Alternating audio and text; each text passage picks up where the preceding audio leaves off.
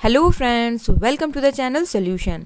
Biochemistry lecture series में हमने इससे पहले के वीडियो में बताया था ऑक्सीडेशन ऑफ फैटी एसिड में बीटा ऑक्सीडेशन के बारे में, एनर्जेटिक्स ऑफ बीटा ऑक्सीडेशन के बारे में डिस्कस किया था। पाल्मिटिक एसिड का एग्जांपल लेके, पाल्मिटिक एसिड जो कि इवन चेन फैटी एसिड है, जैसा हमने आपको बताया था 16 कार्बन कंटेनिंग फैटी एसिड होता है, सैचुरेटेड फैटी एसिड।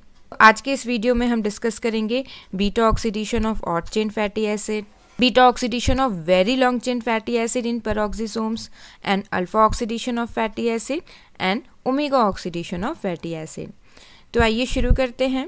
तो beta oxidation of odd chain saturated fatty acid, saturated fatty acid मतलब इसमें सिंगल बॉन्ड होते हैं, कहीं पे भी डबल बॉन्ड नहीं होता है, वो सेम होता है, सिमिलर होता है to the beta oxidation of even chain fatty acid.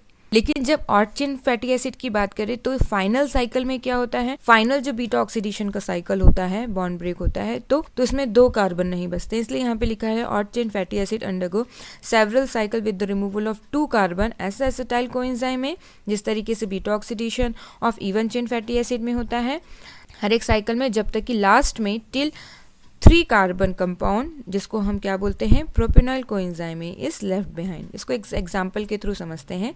मान लो ये ऑड चेन फैटी एसिड है कंटेनिंग 11 कार्बन एटम।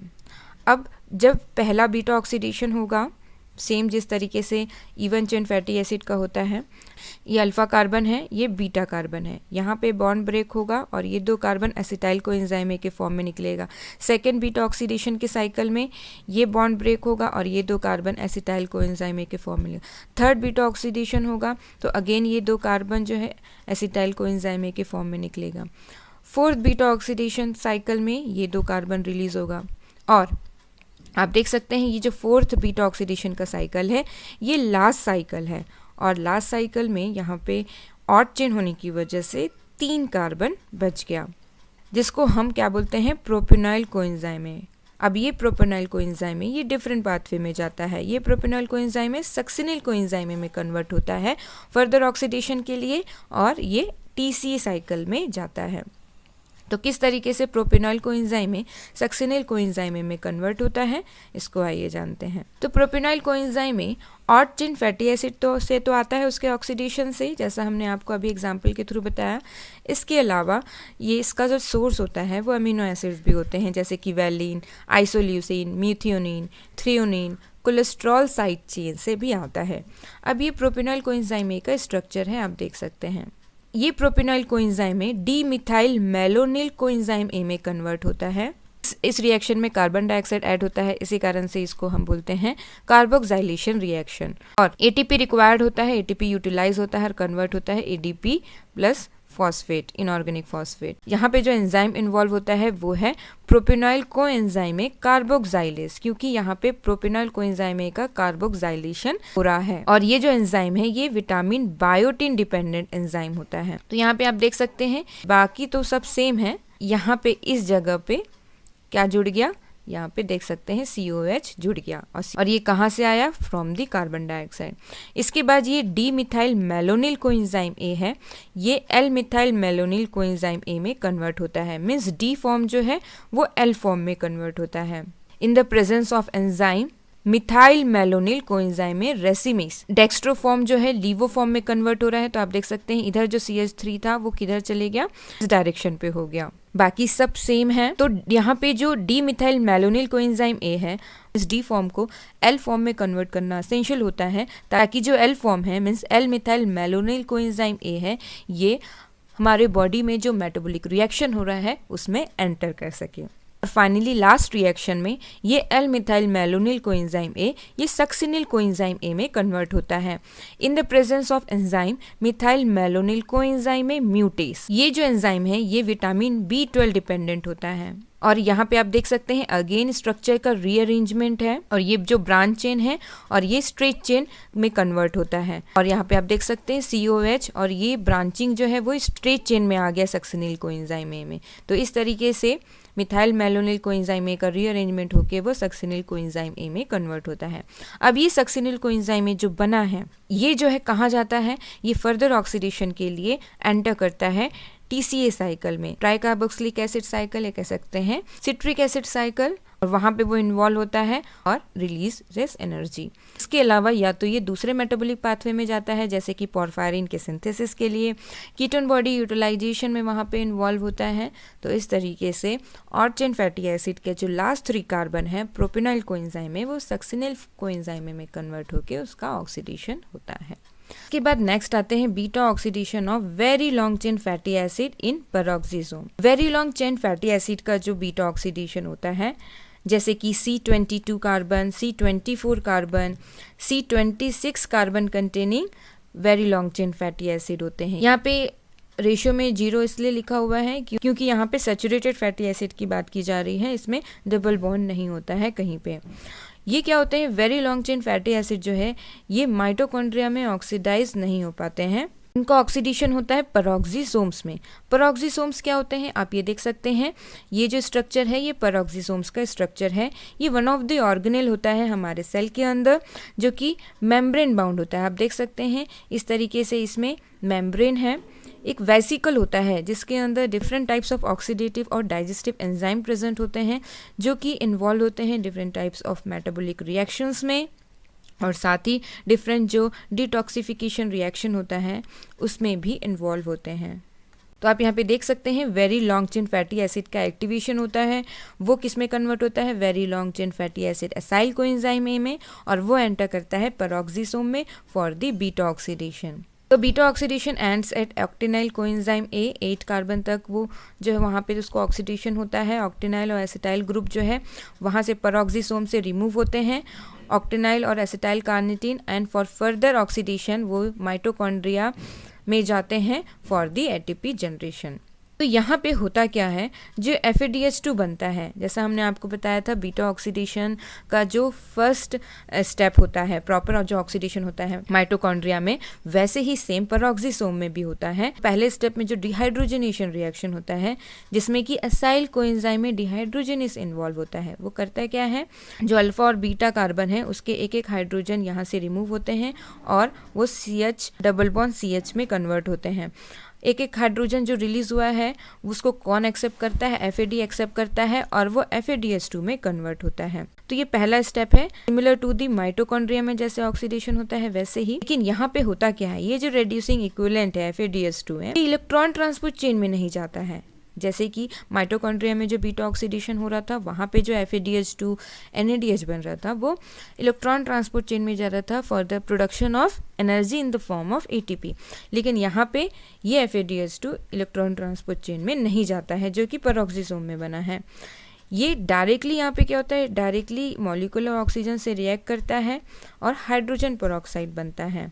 और ये हाइड्रोजन पेरोक्साइड क्योंकि ये ऑक्सीडेंट्स हैं, ये क्या कर सकते हैं, ये हमारे सेलुलर कंपोनेंट्स को, हमारे सेल को डैमेज कर सकते हैं। इसी कारण से पेरोक्सिसोम में जो एंजाइम होता है कैटलिस, ये कैटलिस्ट क्या करता है, तुरंत जो रिएक्टिव ऑक्सीजन स्पीसीज है जो हाइड्रोजन पेरोक्साइड है उसको डिटॉक्सिफाई करता है, उसको न्यूट्रलाइज करता है, उसको कन्वर्ट करता है वाटर एंड मॉलिक्यूलर ऑक्सीजन में। तो आप देख सकते हैं EFADH2 मीन्स एंजाइम बाउंड जो FADH2 है वो डायरेक्टली ऑक्सीजन से रिएक्ट किया और किस में कन्वर्ट हुआ, वो ये हाइड्रोजन पेरोक्साइड निकला। ये हाइड्रोजन पेरोक्साइड जो है तुरंत जो है कैटलिस्ट एंजाइम जो पेरोक्सिसोम में है वो रिएक्ट किया और वाटर मॉलिक्यूल और ऑक्सीजन मॉलिक्यूल में वो कन्वर्ट हुआ। तो no ATP derive by the fatty oxidation in the peroxisome. जैसा हमने आपको बताया था माइटोकॉन्ड्रिया में बीटा ऑक्सीडेशन होता है तो ATP जनरेट होता है, लेकिन यहाँ पे पेरोक्सिसोम में जो बीटा ऑक्सीडेशन होता है फैटी एसिड का, वहाँ पे ATP नहीं बनता है क्योंकि reducing equivalent electron transport chain में नहीं जाता है।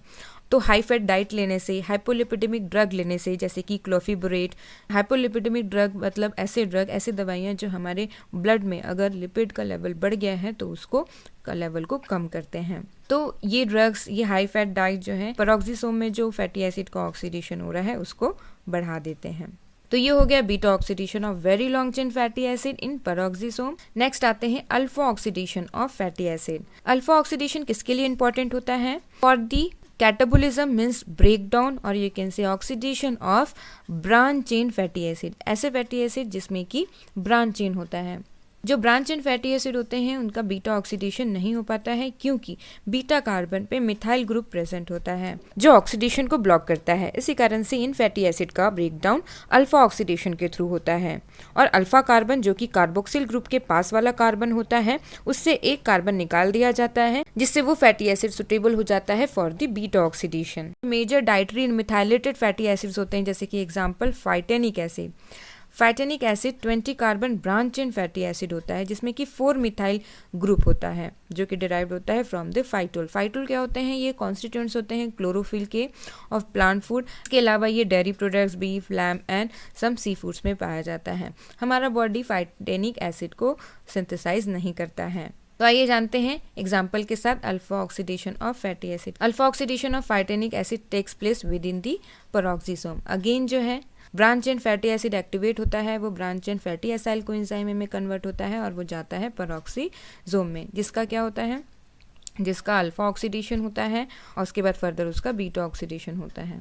पेरोक्सिसोम में कब तक उसका ऑक्सीडेशन होता है? जब तक कि वो medium chain fatty acid usually 8 carbon में वो कन्वर्ट नहीं होता और फिर मीडियम चेन फैटी एसिड में कन्वर्ट होने के बाद वो ट्रांसपोर्ट होता है माइटोकॉन्ड्रिया के में फॉर दी फर्दर ऑक्सीडेशन। और ऐसा हमने आपको बताया था इससे पहले भी, पेरोक्सिसोम में जो ऑक्सीडेशन होता है वहाँ पे एटीपी का प्रोडक्शन नहीं होता है। तो जैसा हमने आपको बताया था फाइटेनिक एसिड का हम एग्जाम्पल ले रहे हैं जो कि 20 कार्बन का होता है, ब्रांच एंड फैटी एसिड है। तो सबसे पहले जैसा हमने आपको बताया था इसका एक्टिवेशन होता है, ये कन्वर्ट होता है फाइटेनॉइल कोएंजाइम ए में। In the presence of enzyme phytanoyl coenzyme में सिंथेटेस, यहाँ पे एटीपी रिक्वायर्ड होता है। जिस तरीके से बीटा ऑक्सीडेशन में फैटी एसिड का एक्टिवेशन होता था, एटीपी रिक्वायर्ड होता था और कन्वर्ट होता है एएमपी प्लस पायरोफॉस्फेट, जाता है पेरोक्सिसोम में। वहाँ पे फाइटेनॉइल कोएंजाइम ए का ऑक्सीडेशन होता है, वो कन्वर्ट होता है 2 हाइड्रोक्सी फाइटेनॉइल कोएंजाइम ए। और यहाँ पे जो इन्वॉल्व होता है एंजाइम वो है फाइटेनॉइल कोएंजाइम में हाइड्रोक्सिलेज, और यहाँ पे यूटिलाइज क्या होता है आयरन और ऑक्सीजन मॉलिक्यूल। और यहाँ पे आप देख सकते हैं अल्फा कीटोग्लूटरेट सक्सीनेट में कन्वर्ट, कार्बन डाइऑक्साइड रिलीज हुआ। इसके बाद नेक्स्ट आते हैं हाइड्रोक्सी फाइटेनॉइल कोएंजाइम ए से फॉर्माइल कोएंजाइम ए रिमूव होता है, मीन्स यहाँ पे क्लीवेज होता है in the presence of enzyme 2 hydroxy phytanoyl coenzyme A lyase. और ये जो एंजाइम होता है ये thiamine pyrophosphate means TPP dependent होता है। और जहाँ पे क्लीवेज हो रहा है तो फॉर्माइल कोएंजाइम में रिलीज हो रहा है जो कि बाद में टूटता है टू द फॉर्मेट और इवेंचुअली रिलीज होता है कार्बन डाइऑक्साइड। और दूसरा बनता है प्रिस्टेनल। ये प्रिस्टेनल का अगेन ऑक्सीडेशन होता है by the enzyme aldehyde dehydrogenase, और जो हाइड्रोजन रिलीज हुआ है उसको एक्सेप्ट करता है NADP और कन्वर्ट होता है वो NADPH प्लस H+ और बनता है प्रिस्टेनिक एसिड। प्रिस्टेनिक एसिड क्या है? ये 19 कार्बन कंटेनिंग फैटी एसिड। इस प्रिस्टेनिक एसिड का फिर बीटा ऑक्सीडेशन होता है।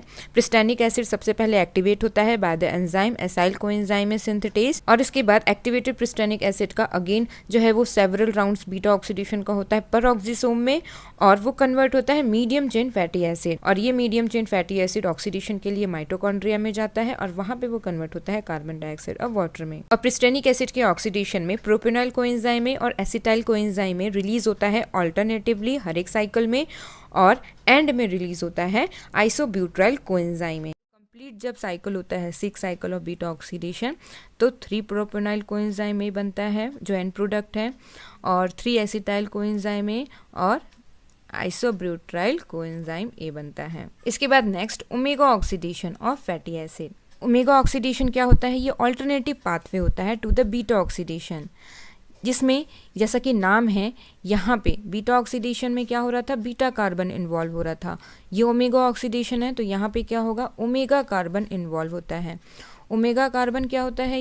ये मिथाइल ग्रुप होता है। तो इसको हम एक एग्जाम्पल के थ्रू समझते हैं। क्या है? ये फैटी एसिड का कार्बोक्सिल एंड है और ये फैटी एसिड का मिथाइल एंड है। जैसा हमने आपको बताया था जो कार्बोक्सिल ग्रुप होता है उसके नेक्स्ट जो कार्बन होता है वो अल्फा कार्बन कहलाता है, उसके नेक्स्ट जो कार्बन होता है वो बीटा कार्बन कहलाता है। और ये जो कार्बन है फैटी एसिड के चेन के जो अदर एंड में जो ये मिथाइल ग्रुप प्रेजेंट होता है यही कहलाता है ओमेगा कार्बन। तो यहाँ पे ही ऑक्सीडेशन होता है। तो जो ओमेगा ऑक्सीडेशन होता है ये नॉर्मली माइनर कैटाबोलिक पाथवे होता है for medium chain fatty acid, जैसे कि 10 से 12 नंबर के जो कार्बन एटम वाले फैटी एसिड होते हैं वो फैटी एसिड जो है ओमेगा ऑक्सीडेशन के थ्रू उनका ब्रेकडाउन होता है, ऑक्सीडाइज होते हैं। लेकिन ये माइनर कैटाबोलिक पाथवे है। मेजर हमारे बॉडी में जो फैटी एसिड का ऑक्सीडेशन होता है वो होता है बीटा ऑक्सीडेशन से, for the production of energy in the form of ATP, जो कि माइटोकॉन्ड्रिया में होता है। लेकिन ये ओमेगा ऑक्सीडेशन कब इंपॉर्टेंट रहता है, जब हमारे बॉडी में बीटा ऑक्सीडेशन जो है डिफेक्टिव हो जाता है। तो ओमेगा ऑक्सीडेशन होता है in the smooth endoplasmic reticulum of liver and kidney in the vertebrates. उसके बाद जो बीटा ऑक्सीडेशन होता है वो होता है माइटोकॉन्ड्रिया में। तो क्या क्या रिएक्शंस इन्वॉल्व होते हैं, तो जब फैटी एसिड का ओमेगा कार्बन का ऑक्सीडेशन होगा तो इस फैटी एसिड चेन के इधर साइड में एक कार्बोक्सिल ग्रुप है और इधर वाले जो CH3 ग्रुप उसका भी ऑक्सीडेशन होगा, वो कन्वर्ट होता है कार्बोक्सिल ग्रुप में, और इसी कारण से वो जो फैटी एसिड है वो किस में कन्वर्ट हो जाएगा, डाई कार्बोक्सिलिक एसिड में कन्वर्ट हो जाएगा। तो ये जो ओमेगा ऑक्सीडेशन होता है इसमें 3 स्टेप इन्वॉल्व होते हैं। तो यहाँ पे आप स्ट्रक्चर में देख सकते हैं ये 12 carbon containing saturated fatty acid है और ये जो आप देख सकते हैं ये ओमेगा कार्बन है।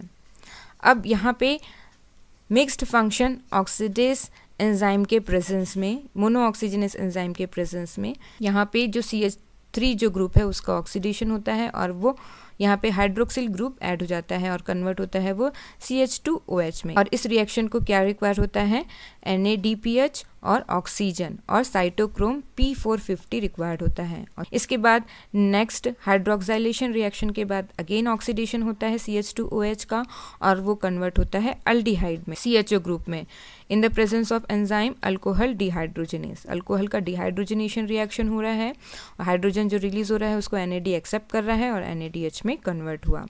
अल्डिहाइड में कन्वर्ट होने के बाद ये जो ग्रुप है वो कार्बोक्सिल ग्रुप में कन्वर्ट होता है, मीन्स फर्दर ऑक्सीडेशन होता है, थर्ड स्टेप, और CHO जो है COOH में कन्वर्ट होता है और जो हाइड्रोजन निकला उसको NAD एक्सेप्ट करता है और NADH में कन्वर्ट होता है in the presence of enzyme aldehyde dehydrogenase. और यहाँ पे जो ऑक्सीडेशन हुआ है जिसकी वजह से अब इधर साइड में भी कार्बोक्सिल ग्रुप है और इधर भी कार्बोक्सिल ग्रुप है, तो ये क्या बन गया, डाई कार्बोक्सिलिक एसिड बन गया। डाई कार्बोक्सिलिक एसिड जो बना है ये एक्टिवेट होता है और इनका बीटा ऑक्सीडेशन होता है और वो कन्वर्ट होता है एडिपिक एसिड में जो कि 6 कार्बन कंटेनिंग कंपाउंड है और सक्सिनिक एसिड में, और which is excreted in the urine. तो इस तरीके से ओमेगा ऑक्सीडेशन होता है फैटी एसिड का। Thank you very much for watching this video.